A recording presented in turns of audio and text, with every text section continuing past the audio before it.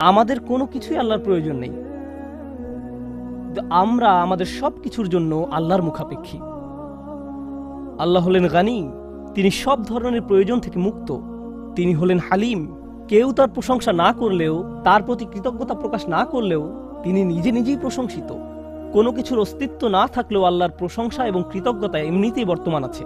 ওয়া আতাকুম মিন কুল্লি মা সাআলতুমুহ, যে সকল বস্তু তোমরা চেয়েছো তার প্রত্যেকটি থেকেই তিনি তোমাদেরকে দিয়েছেন। তোমাদের যা কিছুর প্রয়োজন হতো তার সবকিছুই আল্লাহ তোমাদেরকে দিয়েছেন। আমরা প্রতিনিয়ত তার নিকট কৃতজ্ঞতার ঋণে আবদ্ধ। আমাদের সম্ভাব্য প্রতিটি প্রয়োজন তিনি পূর্ণ করেছেন এবং এত অসংখ্য নিয়ামত দান করেছেন যে আমরা কোনোদিনও তার ঋণ পরিশোধ করতে সক্ষম হব না। যেমন এই কক্ষে উপবিষ্ট সবার দিকে তাকিয়ে দেখুন, আমাদের প্রায় সবাইকে দৃষ্টিশক্তি প্রদান করা হয়েছে। আমাদের সবারই উঠে দাঁড়ানোর এবং চলাফেরা করার ক্ষমতা রয়েছে। এই পৃথিবীতে এমন বহু মানুষ রয়েছে যারা দাঁড়াতে পারে না, হাঁটতে পারে না। আমরা যে ঘুমাতে পারি এটাকে আমরা কোনো নিয়ামতই মনে করি না।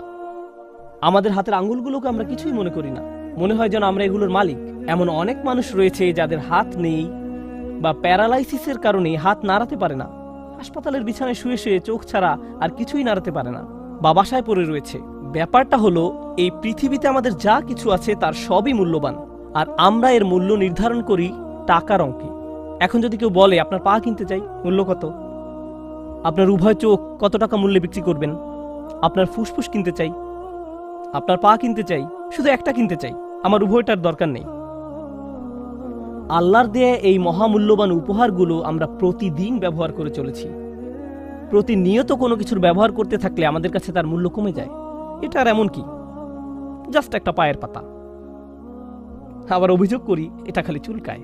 তো আমরা এই মহামূল্যবান উপহারগুলো, যেমন আমাদের শরীর, আমাদের শরীরে বিভিন্ন অঙ্গ প্রত্যঙ্গ, আমাদের পরিবার, বাতাস, ভূমি যার উপর আমরা দাঁড়িয়ে আছি। আচ্ছা, কোনো কারণে ভূমিকম্প হচ্ছে না? পৃথিবী সম্পর্কে একটা গুরুত্বপূর্ণ ব্যাপার আপনাদের বলছি। আল্লাহ পৃথিবীকে তৈরি করেছেন তার অনুগত করে, আর যারা আল্লাহর নিকট আত্মসমর্পিত তারা কখনো আল্লাহর অবাধ্যতা সহ্য করতে পারে না। মনোযোগ দিয়ে শুনুন, যা কিছুই আল্লাহর বশ্যতা স্বীকার করে নিয়েছে তার নিকট আল্লাহর অবাধ্যতা অসহনীয়।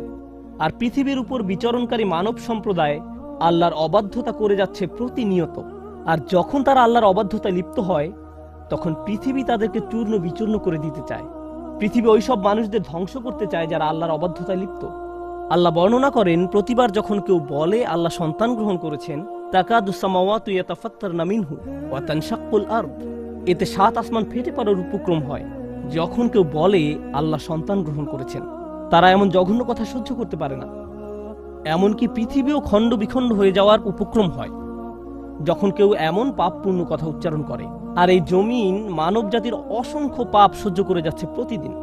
সবকিছু চূর্ণ বিচূর্ণ করে দেওয়ার জন্য এটি আল্লাহর কাছে অনুমতি ভিক্ষা করতে থাকে, আর আল্লাহ একে থামিয়ে রাখেন।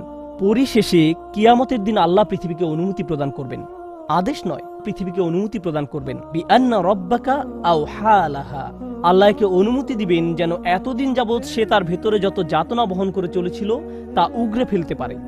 এত সব পাপ নিয়ে আমরা যখন পৃথিবীর উপর দিয়ে চলতে থাকি, এটি যে কম্পন সৃষ্টি করে আমাদেরকে ধ্বংস করে না তার জন্য আমরা কতটুকু কৃতজ্ঞ। আমাদের প্রতি আল্লাহ নিয়ামত গুণে শেষ করা যাবে না। আল্লাহ আমাদের যে অসংখ্য অগণিত উপহার দান করেছেন তা আমাদের ক্ষুদ্র মস্তিষ্কের ধারণা ক্ষমতার বাহিরে। এই জন্য পৃথিবীর সবচেয়ে কৃতজ্ঞ মানুষের কথা মনে করুন। এক্ষেত্রে আমার মনে পড়ে ইব্রাহিম আলাইহিসসালামের কথা। ইব্রাহিম আলাইহিসসালামের গোটা জিন্দিগি ছিল আল্লাহর প্রতি কৃতজ্ঞতার জিন্দিগি। জানেন আল্লাহ কিভাবে তার সমগ্র জীবনকে বর্ণনা করেছেন?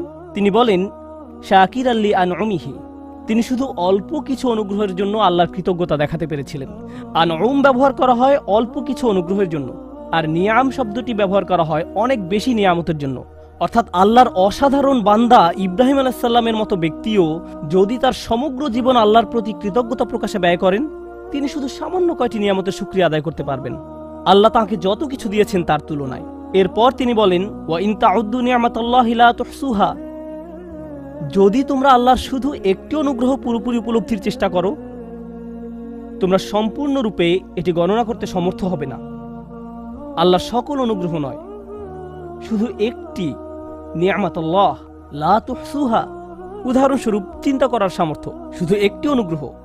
আল্লাহর এই একটি অনুগ্রহ প্রতিদিন প্রতি মিনিটে কতভাবে আমার উপকার করে, আমি আল্লাহর শুধু একটি অনুগ্রহের উপকার গণনা করে শেষ করতে পারবো না। কিভাবে আমি আমার প্রতি তার প্রদত্ত সকল অনুগ্রহের শুকরিয়া আদায় করব? আমাদের প্রতি আল্লাহর জহেরা বা প্রকাশ্য অনুগ্রহ যেমন আছে, তেমনি আছে বাতিনাহ বা গোপন অনুগ্রহ। তিনি বলেন, ওয়াসবাগা আলাইকুম নি'মাহু যাহিরাতাও ওয়া বাতিনা, এবং তোমাদের প্রতি প্রকাশ্য ও অপ্রকাশ্য নিয়ামতসমূহ পরিপূর্ণ করে দিয়েছেন। কতজন মানুষ উপলব্ধি করে যখন তারা রাস্তায় গাড়ি নিয়ে বের হয়, ইউরসিলা আলাইকুম হাফাজা, তখন আল্লাহ গাড়ির সামনে এবং পেছনে প্রতিরক্ষক ফেরেশতা পাঠিয়ে এর নিরাপত্তার ব্যবস্থা করেন, যেন আপনি নিরাপদে বাসায় পৌঁছতে পারেন। আপনার গাড়ি যে রাস্তা থেকে ছিটকে পড়েনি, সেটা ব্রেক ভালো কাজ করার কারণে নয়, আপনার গাড়ি রাস্তায় টিকে আছে কারণ আল্লাহর গার্ডিয়ান ফেরেশতা পাঠিয়ে এর সুরক্ষার ব্যবস্থা করেছেন। কতজন মানুষ এটা উপলব্ধি করে? তাই আমাদের প্রতি আল্লাহর অনুগ্রহ এত অসংখ্য অগণিত পরিমাণ যে আমরা যদি প্রতি নিঃশ্বাসে শুকরিয়া আদায় করি, তবু সামান্য কিছু নিয়ামতের জন্য কৃতজ্ঞতা আদায় করতেও সমর্থ হব না। এজন্যই আল্লাহ মানবজাতি সম্পর্কে বলেছেন, মা কাদারুল্লাহ হাক্কা কদরিহি, তারা আল্লাহকে যথাযথ মর্যাদা দিতে পারেনি। তারা পারেনি। যেভাবে আল্লাহর গুণ গাওয়া উচিত ছিল, মানুষ সেভাবে তার গুণগান করতে পারেনি। এটা এক ব্যাপার। এখন এখানে একটু থেমে চলুন, মানবজাতি সম্পর্কে একটু কথা বলি। যখন আপনার ছোট ভাইকে সাহায্য করার জন্য প্রাণপণ চেষ্টা করেন, সে একদিন ফোন করে বলল, ভাই আমার একটু সাহায্য দরকার, আপনি কি অফিস থেকে একটু আসতে পারবেন? আমি তো একটা মিটিংয়ে আছি, কিন্তু আমার আপনার সাহায্যের খুবই দরকার, এখন কি আসতে পারবেন? তারপর আপনি মিটিং ক্যান্সেল করে, ট্রাফিক জ্যাম অতিক্রম করে ছুটে গেলেন এবং তার কাজে তাকে সাহায্য করলেন। আর এটা বড় কোনো ব্যাপার ছিল না, তাই ছোট একটা কাজের জন্য গুরুত্বপূর্ণ মিটিং বাদ দিয়ে আসায় আপনি কিছুটা বিরক্ত। সিরিয়াসলি, তুমি এই সামান্য কাজের জন্য আমাকে এভাবে ডেকেছো? কিন্তু এরকম একবার নয়, সে বারবার আপনার সাহায্যের জন্য আপনাকে আহ্বান করে। এরপর এক সময় আপনি আর তার কোনো ফোন কল রিসিভ করেন না। ও, আবার সে ফোন দিয়েছে, তখন টেক্সট মেসেজ পাঠান, আমি এখন ব্যস্ত, কল এলে কেটে দিব না, তাহলে সে বুঝে যাবে। এর চেয়ে বরং রিং হতে থাকুক। মানুষ এভাবে বারবার বারবার সাহায্য চাইলে আমরা বিরক্ত হয়ে পড়ি। তদুপরি উপকার করলেও তাদের মনে থাকে না, তারা এমনকি ধন্যবাদও দেয় না।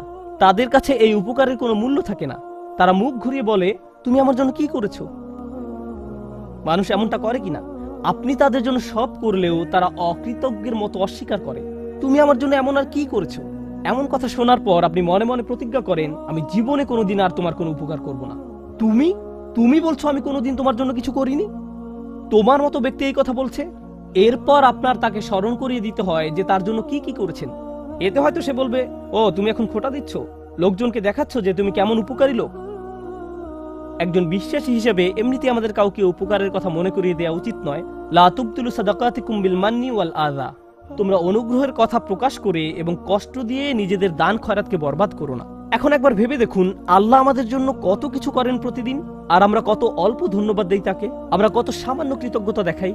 তারপর আমাদের যখন আবারও কিছু দরকার হয়, প্রয়োজনটা আমরা এমনকি মুখ ফুটে চাইও না।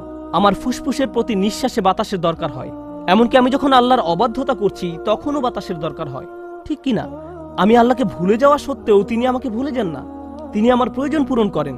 আমার ফুসফুস তার কাছে চায়, আমার হার্ট আরেকটা পাম্পের জন্য তার কাছে চায়, আমার চোখ আর্দ্র থাকার জন্য তার কাছে চায়, যেন সে দেখতে পারে। এমনকি যখন আমি চাওয়ার প্রয়োজন বোধ করি না, তখনও তিনি আমাকে দিয়ে যাচ্ছেন। আল্লাহর এত সব অনুগ্রহের শুকরিয়া আদায় করা আমার পক্ষে কখনোই সম্ভব নয়।